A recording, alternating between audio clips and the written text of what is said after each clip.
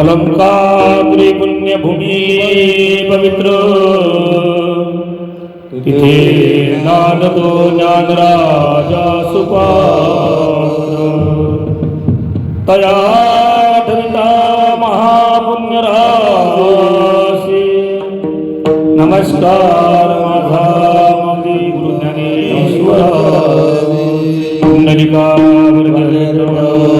श्री ज्ञानदेव तुकाराम पंढरीनाथ भगवान की जय।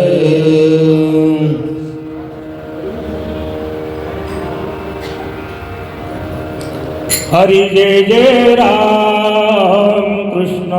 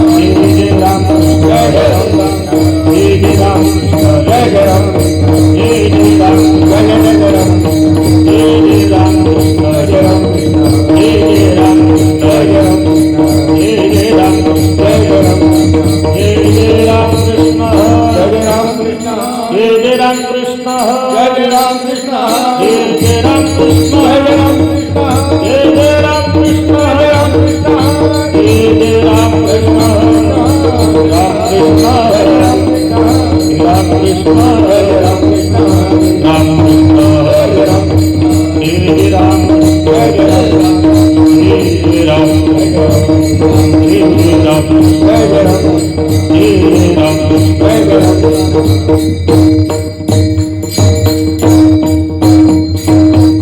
हरि जय जय राम राम कृष्ण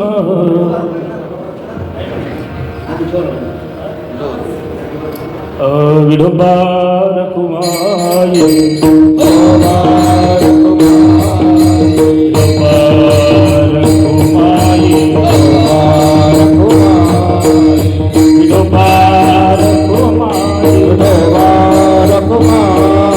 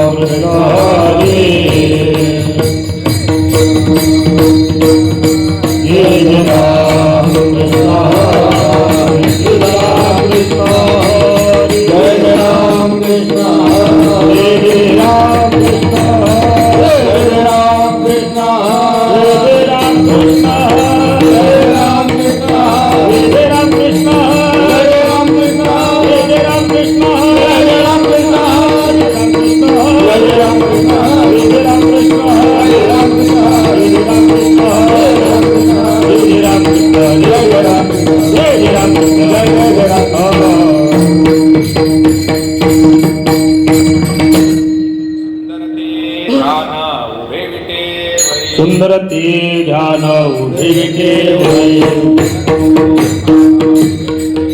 सुंदर ते ध्यान उभे विठेवरी परपतावली देवोनिया परपतावली देवोनिया तुळसियार गळा पितांबर तुळसियार गळा पितांबर और निरंतर हे राम और निरंतर हे राम मारा कुंडले धर्मती प्रवरी मकरा कुंडले धर्मती प्रवरी कंठे कौस्तुभ मणि विराजित कंठे कौस्तुभ मणि विराजित तुलसीहार गळा पितांबर तुलसीहार गळा पितांबर औड निरंतर हे ध्यान औड निरंतर हे ध्यान तुका मने माझे हिची सर्व सुख तुका मने माझे हिची सर्व सुख पाहिलं ते मुख आवडीने पाहिलं ते मुख आवडीने तुळसीहार गळा पितांबर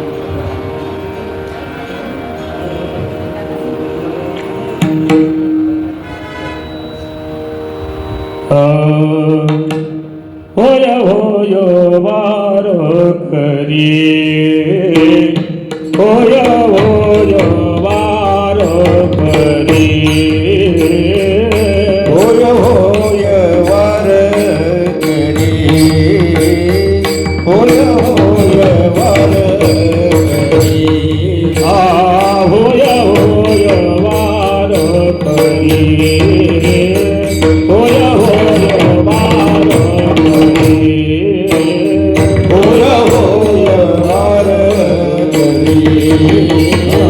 होय होय वार करी पाहे पाहे रे पंढरी पाहे पाहे रे पंढरी काय करावी साधने काय करावी साधने पाय पाय रे पंढरी पाय पाय रे पंढरी साधने काय करावी साधने पडाव घेती येणे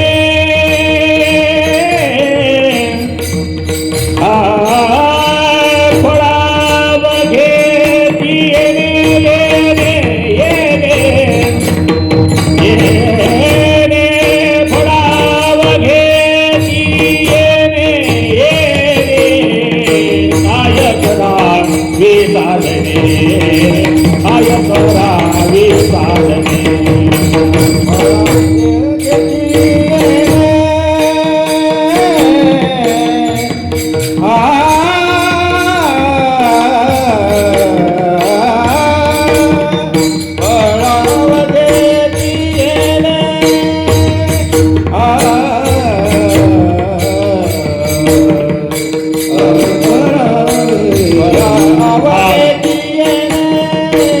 करावी साधने काय करावी साधने काय करावी साधने होय होय वारकरी पाहे पाहे रे पंढरी काय करावी साधने फळ अवघेची तेणे अभिमान नुरे कोड अवघेची पुरे काय करावी साधने फळ अवघेची येणे तुका म्हणे डोळा विठो बैसला सावळा काय करावी साधने फळ अवघेची येणे विठो पार कुमारी पार कुमारी पार कुमारी पार कुमारी पार कुमारी पार कुमारी पार कुमारी पार कुमारी पार कुमारी पार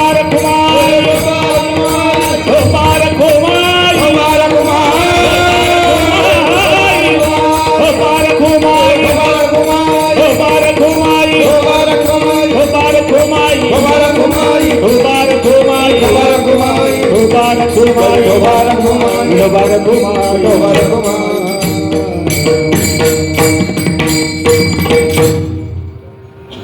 स्वरबंद केले. प्रस्तुत प्राप्त कीर्तन रूपी सेवेकरता निवडलेला अभंग जगद्गुरु तुकोबारायांचा अभंग आहे. आणि आजच्या अभंगामध्ये तुकोबाराय वारकरी होण्याचं आवाहन करतात. वारकरी व्हा म्हणून सांगतात. आणि वारकरी झाल्यानंतर त्याचा काय लाभ होईल याचं विवेचन करतात. जनार्दनजी मधुकरजी वाघमारे यांच्या स्मृतिप्रित्यर्थ जे काल व्याख्यान झालं आणि आज आपण हा कीर्तनाचा उत्सव या ठिकाणी आयोजित केलेला आहे. या उत्सवाच्या निमित्तानं ही कीर्तनाची सेवा पार पडतीये. 2 दिवसाचा हा कार्यक्रम आपल्या नागपूर शहरामध्ये होतोय. महाराजांनी या अभंगामध्ये वारकरी होण्याचं आवाहन केलेलं आहे आणि वारकरी होऊन पंढरपूर बघायला सांगितलेलं आहे. नुसतं पंढरपूर बघायला सांगितलेलं नाही. वारकरी व्हा आणि मग पंढरपूर बघा असं ते सांगतात. होय होय वारकरी पाहे पाहे रे पंढरी. आधी वारकरी व्हा आणि मग पंढरपूर बघा. एरवी पंढरपूरला जाणारे खूप लोक आहेत, पण नुसतं पंढरपूरला जाऊन उपयोग नाही. वारकरी होऊन पंढरपूरला गेलं तर त्याचं फळ मिळणार आहे. आता वारकरी होऊन पंढरपूरला जायला तुकोबारायांनी सांगितलं, याचं गमक काय आहे? वारकरी संप्रदायामध्ये पंढरपूरचा महिमा हा वारंवार सांगितलेला आहे. इतर सगळ्या क्षेत्रांपेक्षा पंढरपूरचं महात्म्य अधिक आहे असं संतांनी सांगितलेलं आहे.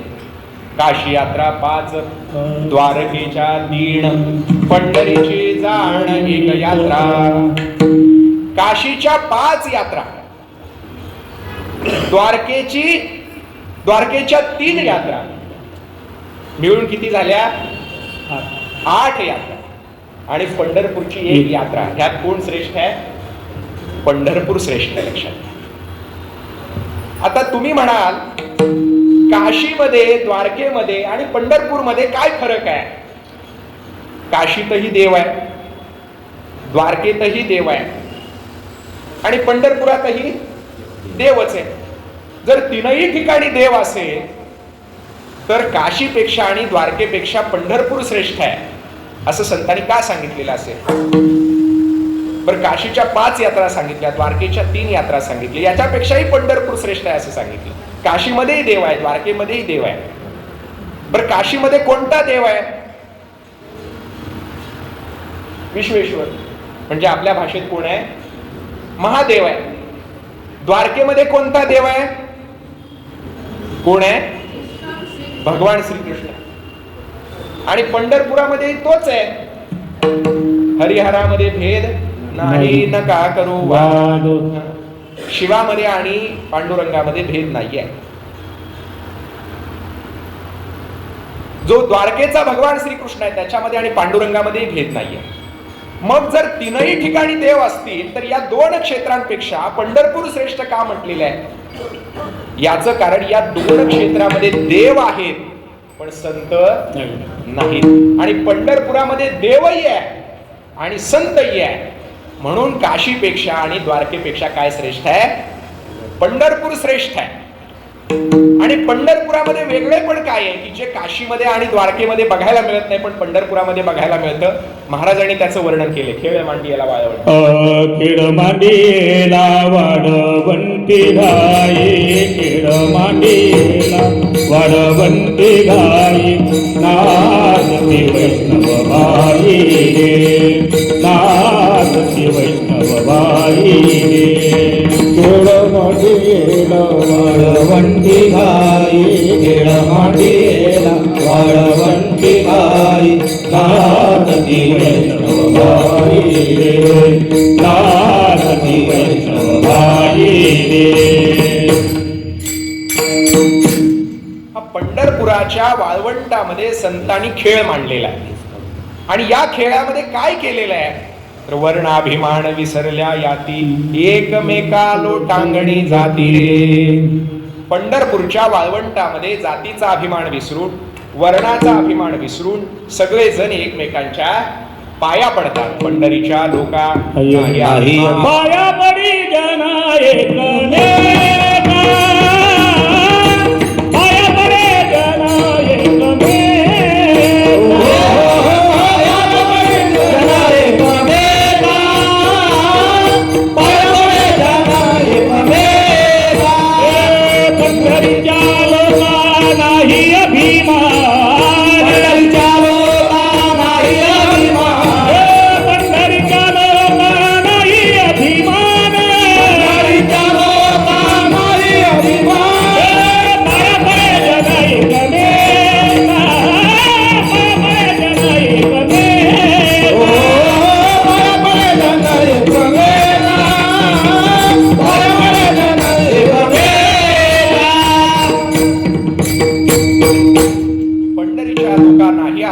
पाया पडे जन एकमेका.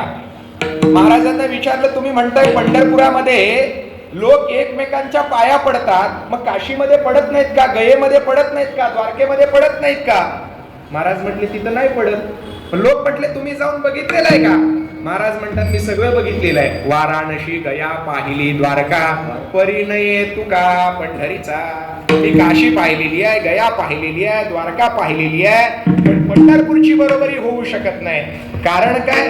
18 पगड याती सकळ ही वैष्णव, नाही तुझा भाव पंढरीशी. पंढरपुरामध्ये 18 पगड याती हे सगळे वैष्णव झालेले आहे आणि त्यामुळे त्या वैष्णवामध्ये दुजाभाव नाहीये. आणि असं जे पंढरपूर आहे ते पंढरपुरातला प्रयोग काशीमध्ये होत नाही, गयेमध्ये होत नाही, द्वारकेमध्ये होत नाही. त्याच्यामुळे पंढरपूर श्रेष्ठ आहे. आणि पंढरपूर श्रेष्ठ असण्याचं आणखी एक कारण आहे, पंढरपुरामध्ये जो देव आहे ना तसा सुखरूप देव जगाच्या पाठीवर नाही. आमचा पांडुरंग हा सुखरूप आहे, नुसता सुखरूप नाही, सुखाचा आगर आहे. सुखरूप ज्ञानोबा राय म्हटले सर्व सुखाचे आगर बाप रखुमा देवी. सगळ्या सुखाचं आगर असलेला पांडुरंग परमात्मा विटेवरती उभा आहे. आता तुम्ही म्हणणार तुमचा देव सुखाचा आगर आहे, सुखाचा सागर आहे, सुखरूप आहे. मग तुमचा देव सुखरूप आहे तर बाकीचे देव काय दुःखरूप आहेत का? तुकोबाराय म्हटले बाकीचे देव दुःखरूपच आहेत. सुखरूप आयसा तुझ्या कोणी सांगा, माझ्या पांडुरंगा माझ्या पांडुरंगासारखा सुखरूप देव दाखवून द्या म्हटले. लोक म्हटले कसा काय तुमचा पांडुरंग सुखरूप आहे? महाराजांनी सांगितलं बाकीचे देव लागणारे आहेत, मागणारे आहेत, कोपणारे आहेत. काय थोडं जरी झालं का भक्तांना सुट्टी नाही. शेंदरी हेंदरी दैवते कोणती भुजी फुले घेते, आपल्या पोटाची रडते मागती शिते अवधान. तुकोबराय म्हणतात हे शेंदरे हेंद्रे देव लागणारे मागणारे आहेत. त्या देवाला कोंबडं लागतंय, बकरं लागतंय, काळं शिंगाट लागतंय, उलट्या पकाचं लागतंय, माहितीये ना तुम्हाला सगळं. आणि नाही जर दिलं तर लगेच अंगात येते चिंच खाल्लं, चिंच खाल्लं, चिंच खाल्लं. पण पांडुरंग कोणाला लागलेला बघितलाय का? पांडुरंगाने कोणाला काय मागितलेलं बघितलंय का? बर हे आपले ग्रामीण भागातले लोकल देव झाले, हे कोंबड्या बकऱ्यावर प्रसन्न होणार आहे, बरोबर. पण जे नॅशनल लेवलचे इंटरनॅशनल लेवलचे देव आहे ते काय कोंबड्या बकऱ्यावर प्रसन्न होणारे देव नाही. त्यांना काय लागते? सोनं लागतंय, चांदी लागते, बरोबर की नाही? आता सोनं न आवडणार असं कुणी आहे का? जर सोनं न आवडणारा जर कुणी असेल तर जाताना मला एक तोळा देऊन जावा. प्रत्येकाला सोनं आवडतंय, तसं देवाला सुद्धा सोनं आवडतंय. मोठ्या लोकांच्या देवाला सोनं आवडतंय. बहिणाबाई चौधरी नावाच्या एक प्रसिद्ध कवयित्री होत्या. त्यांनी एक पांडुरंगावर कविता लिहिली. त्या कवितेमध्ये त्यांनी असं म्हटलंय, सोन्या रुपयानं मडला मारवाड्याचा बालाजी, शेतकऱ्याचा इठोबा पाना फुलात राशी. श्रीमंताचे देव सोन्या चांदीनं मडलेले आहे, पण गरीबाचा, शेतकऱ्याचा, कष्टकऱ्याचा, श्रमिकाचा पांडुरंग हा पाना फुलाने प्रसन्न होणारा देव आहे. पांडुरंगाला काही लागत नाही. फक्त जाताना पांडुरंगा करता 10 खारका आणि 1 नारळ घेऊन जायचा. 10 खारका आणि 1 नारळ. तर तुम्ही म्हणणार 10 खारका पण कधी नेला नाही तर 1 नारळ पण कधी पंढरपूरला नेला नाही. मग आता पुढच्या वेळेपासून जाताना घेऊन जावा. 10 खारका म्हणजे ही 10 बोट आणि 1 नारळ म्हणजे हे 1 डोकं. 10 बोट त्याच्या पायावर ठेवायची, 1 डोकं त्याच्या पायावर ठेवायचं. बाकी पांडुरंगाला काही लागत नाही. असा न लागणारा, न मागणारा जो पांडुरंग आहे तो सुखरूप आहे. असा देव जगाच्या पाठीवर कुठेही नाही. पण त्या देवाकडे भेदभावही नाही. उच्च नीच काही नेने भगवंत दिसते भाव भक्ती बोलिया. त्याच्याकडे उच्च नीचता नाही. तो कुणाला लागत नाही, कुणाला मागत नाही. आणि बाकीचे देव हे भक्तांकडून कामं करून घेणारे आहे, पण हा देव भक्तांची कामं करणार आहे. कळलं का? चोखोबारायांसाठी मेलेली गुरं उडतो, जडाबाईच्या गौऱ्या वेचतो, सावतामाळ्यासाठी खुरपायला जातो, कबीरासाठी शेल विणतो, रविदासांसाठी चपल्या तयार करतो. अहो कहर म्हणजे आमचा पांडुरंग सजन कसायाला मांस सुद्धा विकू लागतो. सजन कसा या विकू लागे मांस, माव्या सावल्यास खुरपू लागे. असा देव जगाच्या पाठीवर कुठं आहे का, जो भक्तांची कामं करतो. म्हणजे हा कोणाला लागत नाही, मागत नाही, हा उच्च नीचता पाळत नाही. आणि तिसरं म्हणजे हा भक्तांची कामं करणारा देव आहे. चौथं म्हणजे या देवाजवळ सोवळं ववळं नाहीये. तुकोबराय म्हणतात, काय बा करिशे सोवळे मन नाही निर्मळ वावगेची. सोवळ्या ववळ्याची काही गरज नाहीये. वारकरी लोक पायाच्या धुळीनिशी देवाचं दर्शन घेतात, त्याला धुळभेटीचं दर्शन म्हणतात. पंढरपुरामध्ये गेल्यानंतर आपलं जे काही साहित्य असेल आपण उतरायच्या ठिकाणी ठेवायचं आणि पायाच्या धुळीनिशी हातपाय न धुता पांडुरंगाचं दर्शन घ्यायचं, त्याला धुळभेटीचं दर्शन म्हणायचे. आताच्या काळात माणसांची रांग जास्त लागल्यामुळे धुळभेटीचं दर्शन होत नाही. पण पूर्वी जे लोक दशमीला जायचे, तुम्हाला माहिती आहे ना वारकऱ्यांचे काही प्रकार आहेत. जे नवमी, दशमी, एकादशी, द्वादशी असे 4 दिवस पंढरपुरात जायचा असा नियम आहे. जे नवमीला पंढरपुरात जातात त्याला म्हणायचं नेमकरी. काय म्हणायचं? नेमकरी. जो दशमीला जातो त्याला म्हणायचं वारकरी. पहिला झाला नेमकरी, दुसरा झाला वारकरी, आणि तिसरा जो आहे तो नुसता एकादशीला जातो त्याला म्हणायचं ऐतकरी. नुसता आईश करायला जातो. मग आता नेटकरी बी आले.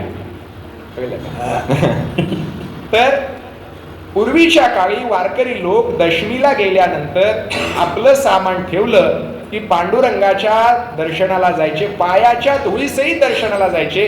त्याला धुळभेटीचं दर्शन म्हणतात. त्याच्यामुळे हा पांडुरंग सोवळ ओवळ काय पाळणारा नाहीये.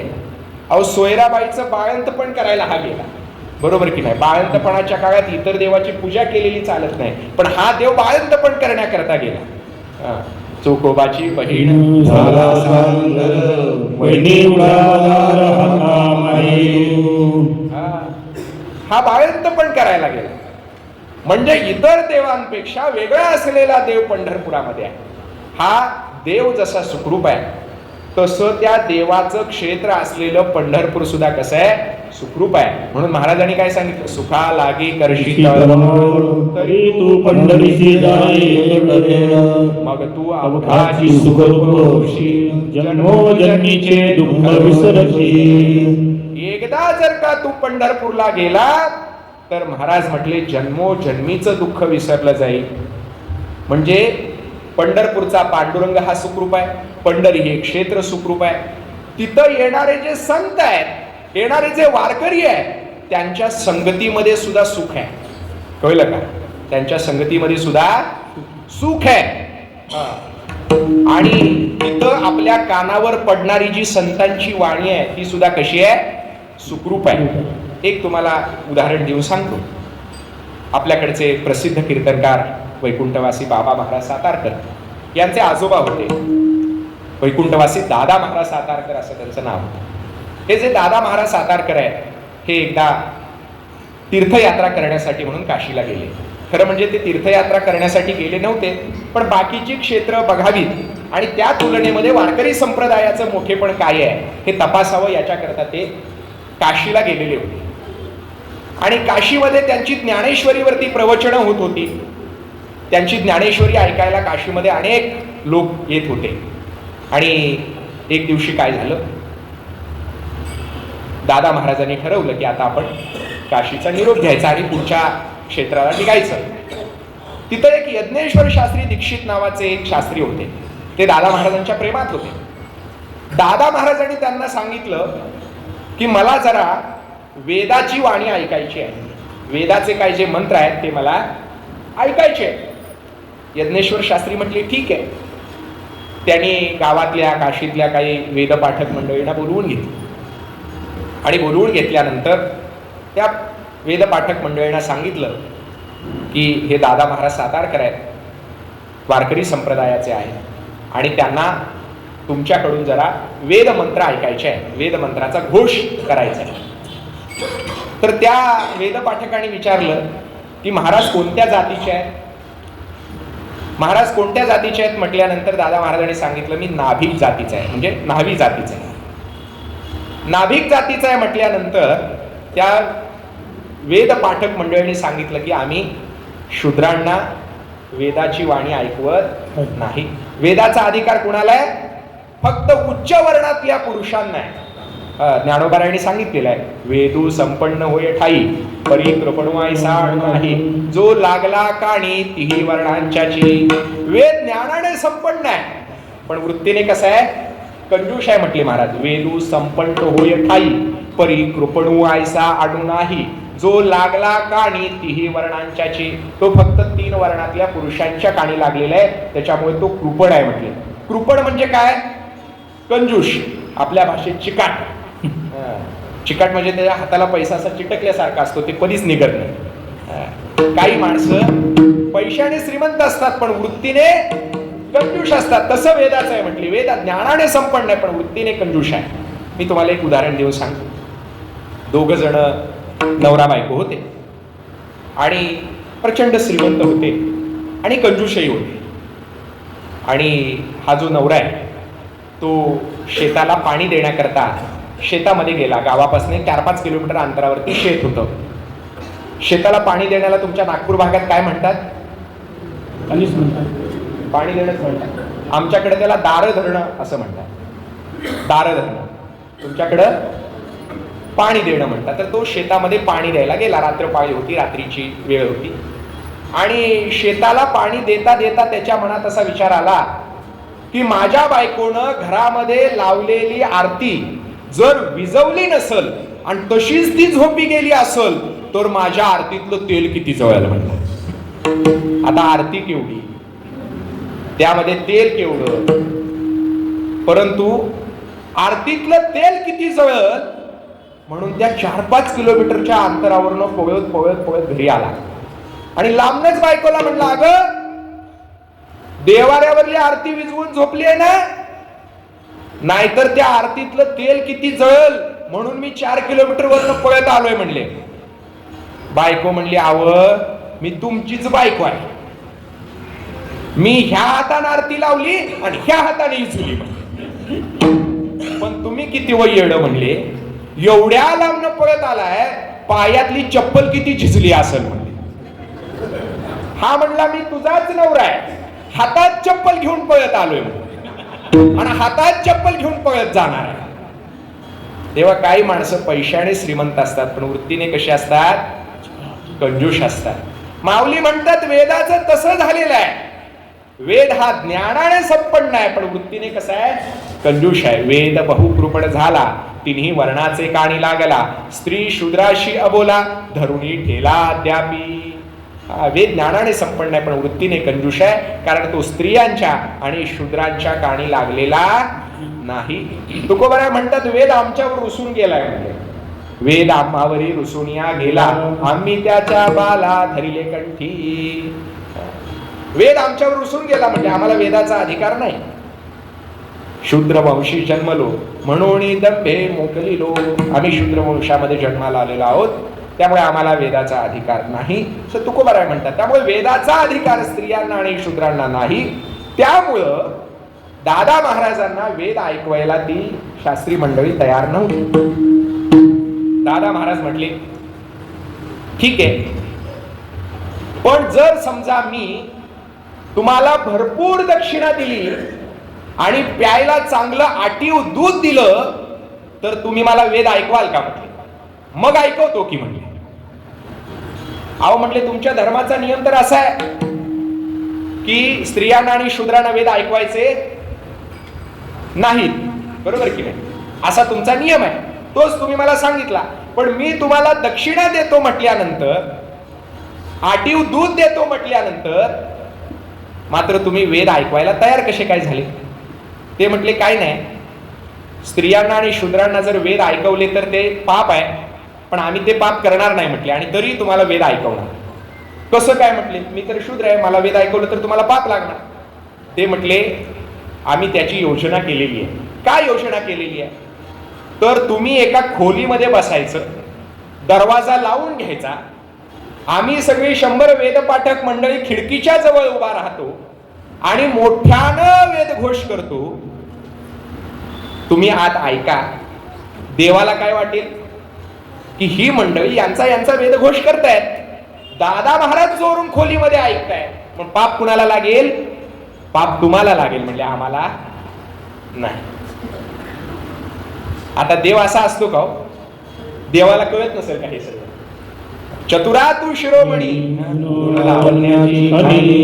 आमचा देव एवढा चतुर आहे. पण या लोकांनी सांगितलं की देवाला काय कळणार नाही, म्हटलं आम्हाला पाप लागणार नाही. दादा महाराज ठरल्याप्रमाणे खोलीमध्ये बसले. बाहेर काशीतली निवडक 100 वेदपाठक मंडळी जमली. ती त्या खिडकीच्या बाजूला उभी राहिली. दादा महाराजांनी दरवाजा लावून घेतला आणि त्या 100 वेदपाठक मंडळींनी मोठ्याने वेदाचा घोष केला. दादा महाराजांनी तो वेदाचा घोष खोलीमध्ये ऐकला. ऐकल्यानंतर काही वेळ झाला. दादा महाराजांनी खोलीचा दरवाजा उघडला. ते बाहेर गेले. सगळी वेदपाठक मंडळी जमली. यज्ञेश्वर शास्त्री जमले, काही लोक इतरही जमली. आणि त्यावेळी दादा महाराजांनी सांगितलं की हा वेदमंत्राचा घोष ऐकण्याकरता माझे भरपूर पैसे दक्षिणा म्हणून गेले. आटीव दुधाकरता मी भरपूर पैसे दिले, पण त्या झालेल्या खर्चाचं सार्थक झालं. म्हटले कसं काय सार्थक झालं? तर तुमच्या वेदमंत्राच्या तुलनेमध्ये माझ्या वारकरी संतांची अभंगवाणी किती श्रेष्ठ आहे याची प्रचिती मला आली. तुमच्या वेदामंत्राच्या पेक्षा माझ्या वारकरी संतांच्या अभंगाची जी वाणी आहे त्याची श्रेष्ठता मला हे वेदमंत्र ऐकल्यानंतर कळली. हे माझ्या खर्चाचं सार्थक झालं. म्हणजे वेदाच्या वाणीपेक्षा सुद्धा संतांची वाणी कशी आहे? सुखाची आहे. म्हणून तुकोबाराय म्हणतात, तुका सहज बोली वाणी तरी वेदांत वाहे त्याचे पाणी. तुकाराम महाराज म्हणतात, मी सहज जरी बोललो तर वेद माझ्या घरी पाणी वाहतात. त्याच्यामुळे संतांची वाणी सुखाची आहे, संतांचं क्षेत्र सुखाचं आहे, संतांचा देव सुखाचा आहे. आणि हा सुखाचा देव, सुखाचं क्षेत्र, सुखाची वाणी ऐकण्याकरता महाराज म्हणतात आधी वारकरी व्हा आणि मग काय करा? पंढरपूरला जा. होय होय वारकरी पाहे पाहे पंढरी. वारकरी व्हा आणि मग पंढरपूर बघा. पंढरपुरामध्ये गेल्यानंतर काय होतं? उठा उठी अभिमान जाय ऐसे स्थळ ते या पंढरीस घडे फळा पाझर रोकडे. या पंढरपुरामध्ये उठा उठी अभिमान निघून जातो आणि काय होतं? खळाला सुद्धा, दुष्ट माणसाला सुद्धा रोकडे पाझर फुटतात. उठा उठी अभिमान जाय ऐसे स्थळ कोण ते या पंढरीस घडे खळा पाझर रोकडे. पुढे तुकोबाराय सांगतात, नेत्री अश्रूची या धारा पोटे रोमांच शरीरा ते या पंढरीस घडे खळा पाझर रोकडे. इतर ठिकाणी डोळ्यातून आसवांच्या धारा लागत नाहीत. डोळ्यातून आसवांच्या धारा लागण्याचं ठिकाण म्हणजे काय आहे? पंढरपूर आहे. म्हणजे पंढरपुरामध्ये घडणाऱ्या 3 गोष्टी इतर कोणत्याही क्षेत्रामध्ये घडत नाहीत. महाराज सांगतात, पहिली काय सांगितली? उठा उठी अभिमान जाय ऐसे स्थळ कोण. उठा उठी अभिमान इतर ठिकाणी निघून जात नाही. काशीमध्ये पंडित लोक आहेत त्याच्यामुळे तिथं अभिमान निघून जात नाही, गयेमध्ये अभिमान निघून जात नाही. म्हणून अभिमान निघून जाण्याचं ठिकाण म्हणजे पंढरपूर आहे. दुसरं काय पंढरपूरचं वैशिष्ट्य आहे? तर पंढरपुरामध्ये डोळ्यातून आसवांच्या धारा लागतात आणि शरीरावरती रोमांच उभे राहतात. हा महिमा पंढरपूरचा आहे. आणि तिसरं पंढरपूरचं वैशिष्ट्य काय आहे की जे इतर क्षेत्रांच्या ठिकाणी बघायला मिळत नाही? तुकोबाराय म्हणतात, तुका म्हणे काला पोटे आभेद देखला ते या पंढरीस घडे खळा पाझर रोकडे. तुकोबाराय म्हणतात, हा गोपाळ काला जो पंढरपुरामध्ये होतो तो इतर ठिकाणी होत नाही. गोपाळ काला होतो पण बाकीच्या ठिकाणचा गोपाळ काला हा भेदभावाने होणारा गोपाळ काला आहे. पण पंढरपुरातला गोपाळ काला कसा आहे? अभेद असलेला गोपाळ काला आहे, भेदभाव नसलेला गोपाळ काला आहे. आणि इथे सगळ्या जातीचे लोक एकत्र येतात आणि एकमेकाच्या घरचं आणलेलं अन्न शिदोऱ्या एका ठिकाणी मिसळतात आणि त्याचा काला करून खातात. त्यामुळे भेदभाव नसलेला काला जर कोणत्या ठिकाणी असेल तर महाराज म्हणतात तो कुठे आहे? पंढरपुरामध्ये. तुका म्हणे काला पोटे अभेद देखला. अभेद अशा प्रकारचा काला कुठं बघितला तर तुकोबाराय म्हणतात तो फक्त पंढरपुरामध्ये आहे. म्हणजे पंढरपूरच्या ठिकाणी जो गोपाळकाला होतो तो इतर ठिकाणी होत नाही. पंढरपूरच्या ठिकाणी डोळ्यात नासवांच्या धारा लागतात, शरीरावर रोमांच उभे राहतात. अशा प्रकारचं भक्तिप्रेम इतर ठिकाणी नाही. आणि या पंढरपुरामध्ये कुठल्याही प्रकारचा अभिमान शिल्लक राहत नाही. असं हे क्षेत्र असल्यामुळं तुकोबाराय म्हणतात वारकरी व्हा आणि कुठं जा, पंढरपूरला जा. हा पंढरपूरचा महिमा तुकोबारायांनी सांगितला. आणि दुसऱ्या चरणामध्ये तुकोबाराय म्हणतात की एकदा तुम्ही पंढरपूरच्या वारीला गेला. नमस्कार दोस्तों, हमारे न्यूज चैनल न्यूज इंडिया को लाइक कीजिए, शेयर कीजिए एंड सब्सक्राइब कीजिए. हम मिलेंगे फिर. धन्यवाद.